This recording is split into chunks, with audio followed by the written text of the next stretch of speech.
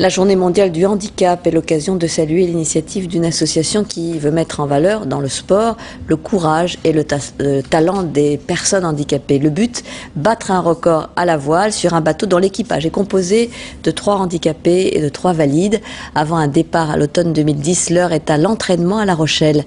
Voyez le reportage de Damien Ferrero et Laurent Guillemin.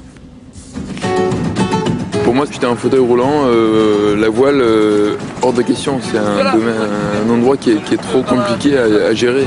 Ça va de l'appréhension à vraiment du grand plaisir et qui tente de plus en plus vers le grand plaisir.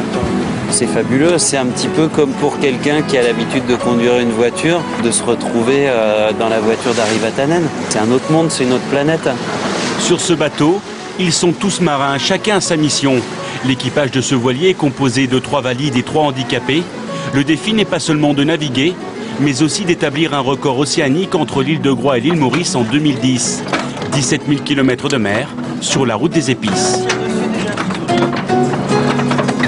On revire et donc on l'aura sur bâbord. Chacun peut choisir son rôle.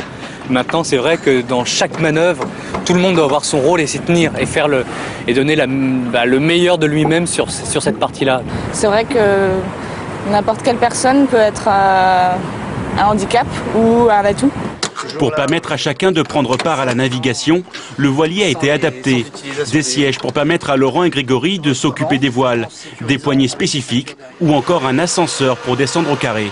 Il y a tout un tas d'équipements qui sont pratiques pour nous parce qu'on a moins de déplacements et on retrouvera certainement dans les bateaux de série bientôt. Il reste 1 an d'entraînement à l'équipage pour réussir le pari.